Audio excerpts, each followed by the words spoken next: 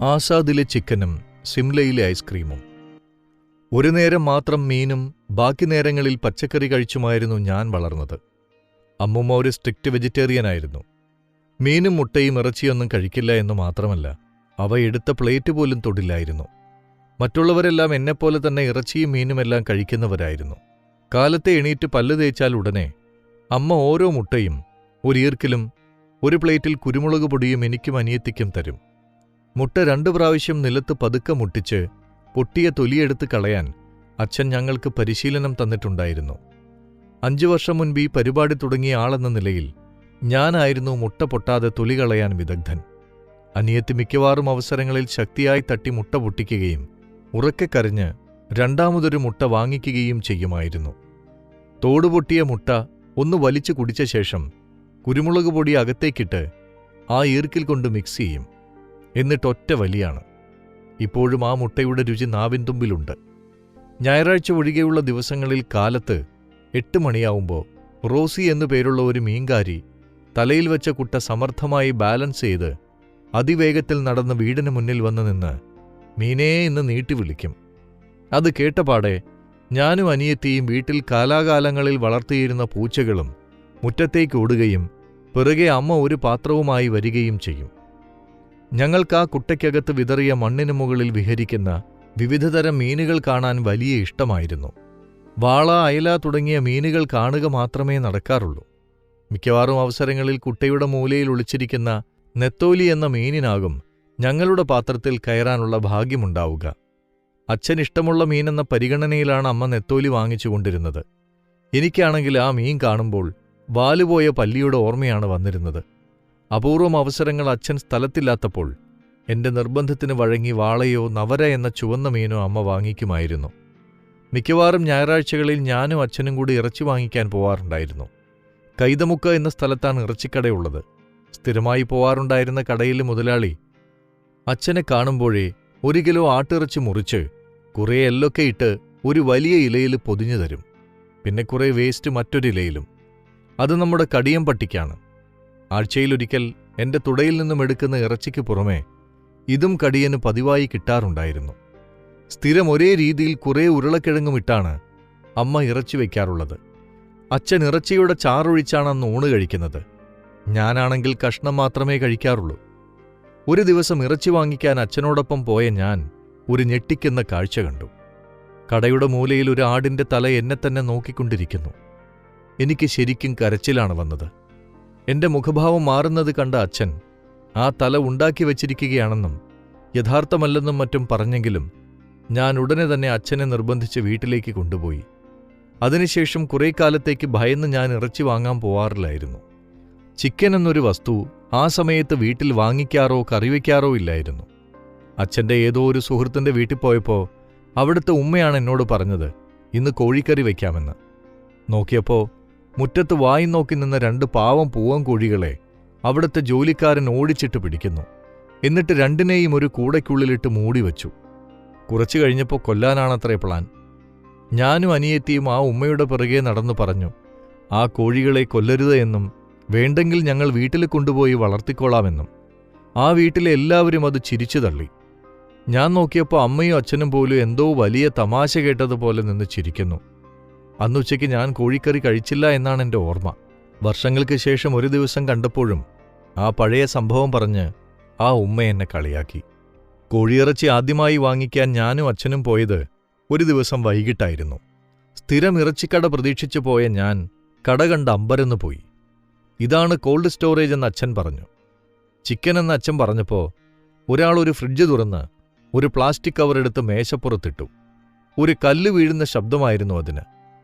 ഏതായാലും മുമ്പേ തന്നെ ആ കോഴി ജീവനോടെ അല്ലായിരുന്നതിനാൽ അവിടെ നിന്നുള്ള ഇറച്ചി വാങ്ങിക്കൽ എനിക്കിഷ്ടമായി. എന്നാലും ആ ഹതഭാഗ്യനായ കോഴിയുടെ തല അവിടെ എവിടെയെങ്കിലും പ്രദർശിപ്പിച്ചിട്ടുണ്ടോ എന്നറിയാൻ ഞാനൊന്ന് ചുറ്റും കണ്ണോടിച്ചു നോക്കി. ക്രമേണ ഇറച്ചി എന്ന് പറഞ്ഞാൽ ചിക്കൻ എന്നായി മാറി. കുതിച്ചു കയറിയിരുന്ന അന്നത്തെ ആട്ടിറച്ചിയുടെ വിലയും അതിനൊരു കാരണമായിരുന്നു. ബീഫ് എന്ന സാധനം വീട്ടിൽ കയറ്റാൻ അമ്മൂമ്മ സമ്മതിക്കാത്തതിനാൽ അതിനെപ്പറ്റി ചിന്തിച്ചിട്ടേയില്ലായിരുന്നു. അന്നൊക്കെ ഞങ്ങൾ 4 പേരും കൂടി ചാലയിൽ പോവും. കുറച്ചു മലക്കറി, ചില ലൊട്ടിലൊടുക്ക് സാധനങ്ങൾ, അച്ഛന് കപ്പലണ്ടി, സാമ്പ്രാണിത്തിരി എന്നിവ വാങ്ങിക്കുക. പിന്നെ ചെറിയ ഒരു നടത്തം എന്നീ വിധ അജണ്ടകളുമായിട്ടായിരുന്നു ആ യാത്രകൾ. മിക്കവാറും അവസരങ്ങളിൽ തിരികെ വരുന്ന വഴിയിൽ അച്ഛൻ ഒന്നും മിണ്ടാതെ ആസാദ് ഹോട്ടലിന്റെ പടികയറി അകത്തേക്ക് പോകും. ഉള്ളിൽ അതിയായ സന്തോഷത്തോടുകൂടെ, പക്ഷെ പുറമേ നിർവികാരനായി ഞാൻ, ഒന്നും അറിയാതെ അനിയത്തി, വേണ്ടായിരുന്നു എന്ന മുഖഭാവത്തിൽ അമ്മ എന്നിവർ പുറകെയും. അവിടുത്തെ മിക്കവാറും സ്റ്റാഫുകൾ ഞങ്ങളുടെ ലോഡ്ജിലെ താമസക്കാരായിരുന്നതിനാൽ ഒരു VIP ട്രീറ്റ്മെന്റാണ്. അച്ഛന്റെ സ്ഥിരം മെനുവായ അപ്പവും മട്ടൻ ചാപ്സുമായിരുന്നു ഞങ്ങളും പതിവായി കഴിച്ചുകൊണ്ടിരുന്നത്. ചില അവസരങ്ങളിൽ ഉദാരശിരോമണിയായി മാറാറുള്ള അച്ഛൻ എന്തു വേണമെന്നെന്നോട് ചോദിക്കുകയും ഞാൻ ബിരിയാണി എന്ന് ഉടനെ ഉത്തരം പറയാറുമുണ്ടായിരുന്നു. എന്തു കഴിച്ചാലും ഒടുവിൽ അച്ഛന്റെ ഒരു സ്ഥിരം പരിപാടിയുണ്ട്. മട്ടൻ കറിയുടെ എരിവ് നാക്കിൽ നിൽക്കുമ്പോൾ തന്നെ ചൂട് ചായ ഊതി ഊതി കുടിക്കുക. അതിനൊരു പ്രത്യേക രസമാണത്രേ. അച്ഛന്റെ വാക്കുകേട്ട് ഒരു ദിവസം നാക്കെരിഞ്ഞുകൊണ്ടിരിക്കെ ചൂട് ചായ കുടിച്ച ഞാൻ കണ്ണു നിറഞ്ഞ് ചുമച്ച് അലറി നിലവിളിച്ചു പോയി. അതുപോലെ മറ്റൊരു കാര്യത്തിൽ അച്ഛനെ അനുകരിച്ച് എനിക്കൊരു അബദ്ധവും കൂടെ പറ്റി. അച്ഛൻ ആഹാരം വളരെ ആസ്വദിച്ച് കഴിക്കുന്ന കൂട്ടത്തിലാണ്. ആട്ടിറച്ചി കഴിക്കുമ്പോൾ എല്ലെടുത്ത് അച്ഛനൊരു ശബ്ദത്തോടെ ഉള്ളിലേക്ക് വലിക്കാറുണ്ടായിരുന്നു. ഉള്ളിൽ മജ്ജയാണെന്നും അത് ശരീരത്തിന് വളരെ നല്ലതാണെന്നും അച്ഛൻ പറഞ്ഞു.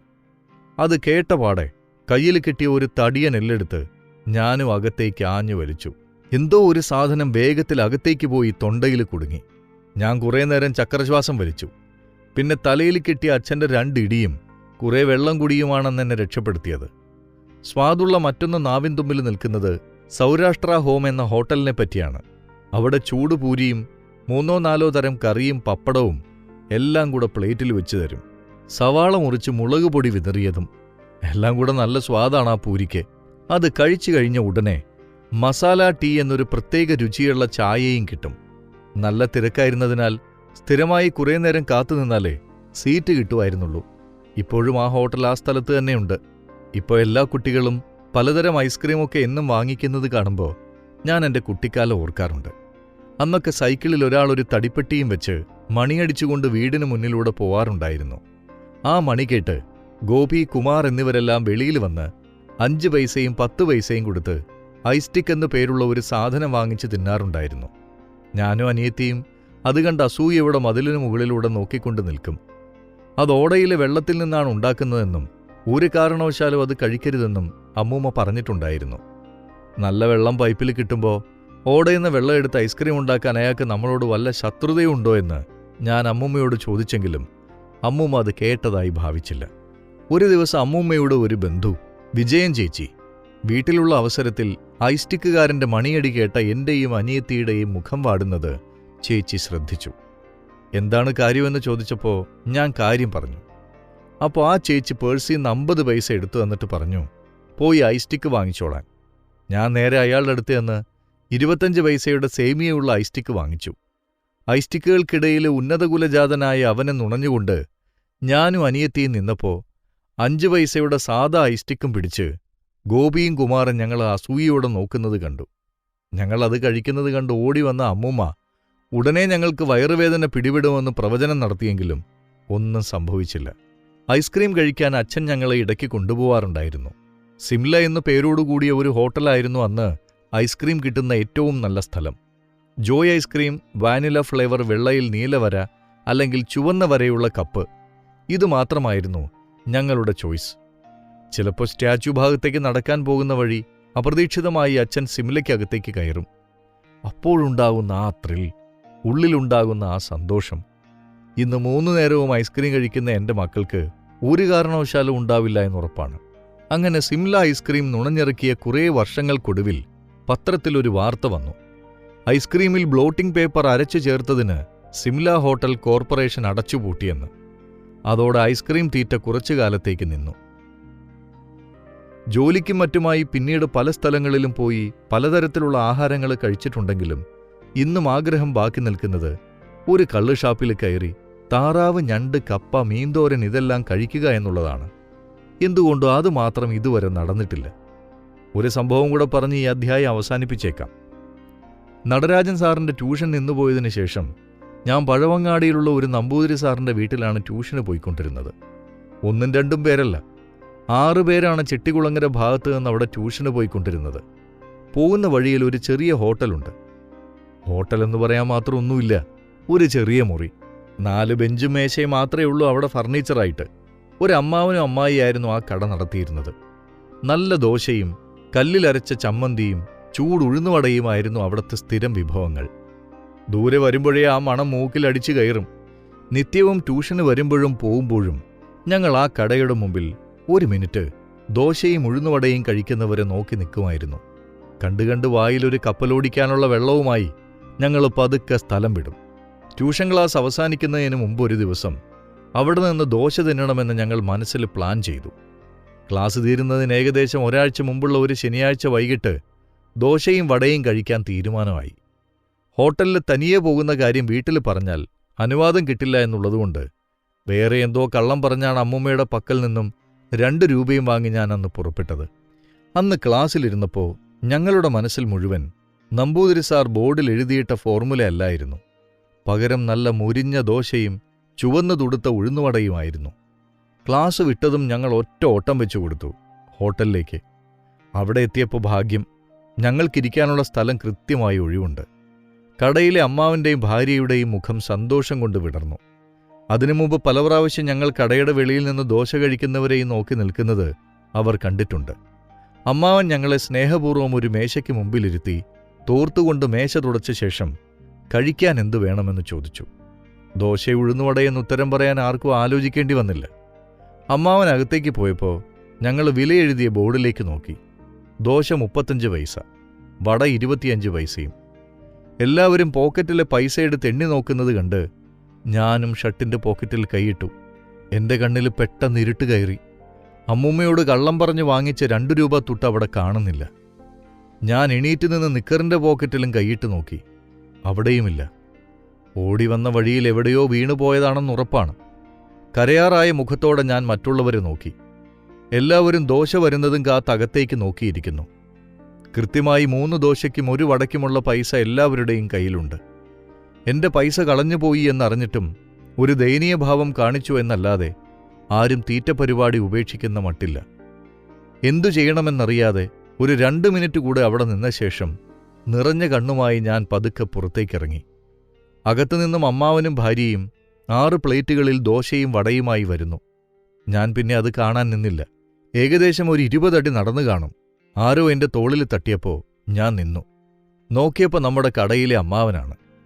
എന്താ ദോശ തിന്നാതെ പോകുന്നത് എന്ന് ചോദിച്ചപ്പോൾ ഞാനൊന്ന് പേടിച്ചു. ഓർഡർ ചെയ്തിട്ടൊന്നും മിണ്ടാതെ ഇറങ്ങി വന്നതിൻ്റെ ദേഷ്യത്തിലാണ് അമ്മാവൻ എൻ്റെ പുറകെ വന്നത് എന്ന് ഞാൻ ഉറപ്പിച്ചു.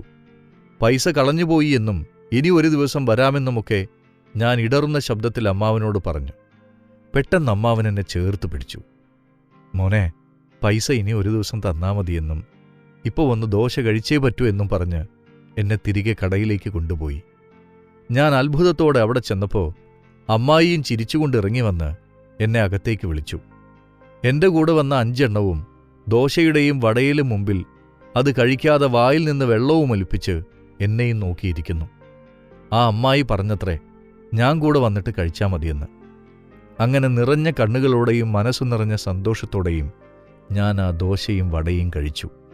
അന്ന് വീടെത്തുന്നതുവരെ അവരെന്നോട് കാണിച്ച ആ സ്നേഹത്തെപ്പറ്റിയാണ് ഞാൻ ആലോചിച്ചുകൊണ്ട് നടന്നത്. ക്ലാസ് തീരുന്നതിന് മുമ്പൊരു ദിവസം ഞാൻ 1 രൂപ 30 പൈസയും കൊണ്ട് കടയിൽ പോയി. അമ്മാവൻ ആ പൈസ എൻ്റെ പോക്കറ്റിൽ തന്നെ തിരികെ ഇട്ടു. എന്നിട്ട് അതുകൊണ്ട് മുട്ടായി വാങ്ങിച്ചോളാൻ പറഞ്ഞു.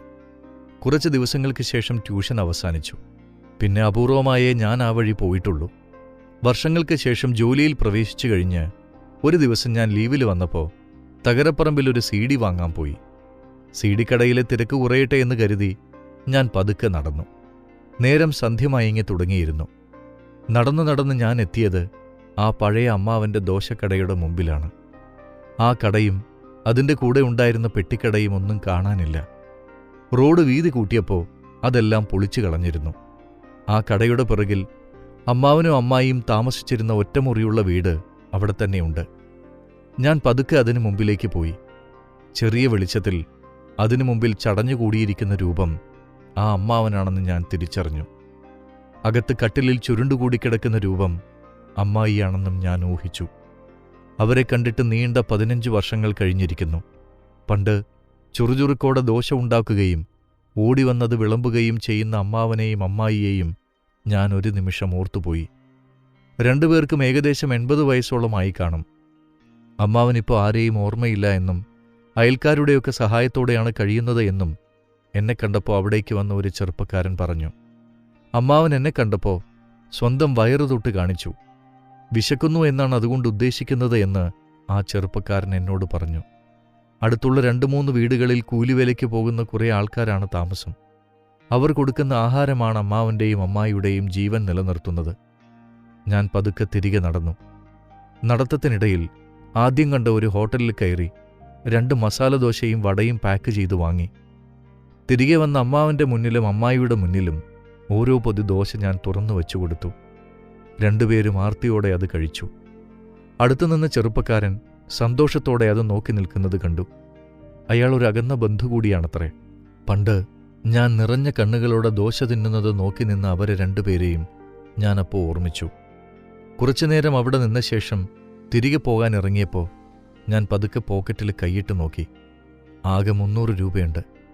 അത് ഞാൻ എടുത്ത് അമ്മാവൻ്റെ ഇടത്തെ കൈയിൽ പിടിപ്പിച്ചു കൊടുത്തു. അത് പണമാണെന്ന് മനസ്സിലായിട്ടാണോ അതോ വയറ് നിറഞ്ഞിട്ടാണോ എന്തോ അമ്മാവൻ പല്ലില്ലാത്ത വായ തുറന്ന് എന്നെ നോക്കി ചിരിച്ചു. യാത്ര പറഞ്ഞ് നടക്കാൻ തുടങ്ങിയ എന്നോട് ആ ചെറുപ്പക്കാരൻ പുറകെ വന്ന് ചോദിച്ചു, എന്തിനാണിതൊക്കെ ചെയ്തത് എന്നും ഇവരെ നേരത്തെ അറിയാമോ എന്നും. വെറുതെ ഒന്ന് പുഞ്ചിരിച്ചുകൊണ്ട് തലയാട്ടി. പണ്ട് അവിടെ നിന്ന് കഴിച്ച 3 ദോശയുടെയും വടയുടെയും വിലയാണിത് എന്ന് മനസ്സിലോർത്തുകൊണ്ട് നിറയാൻ തുടങ്ങിയ കണ്ണുകൾ ആ ചെറുപ്പക്കാരൻ കാണാതെ തുടച്ചുകൊണ്ട് ഞാൻ വേഗത്തിൽ നടന്നു.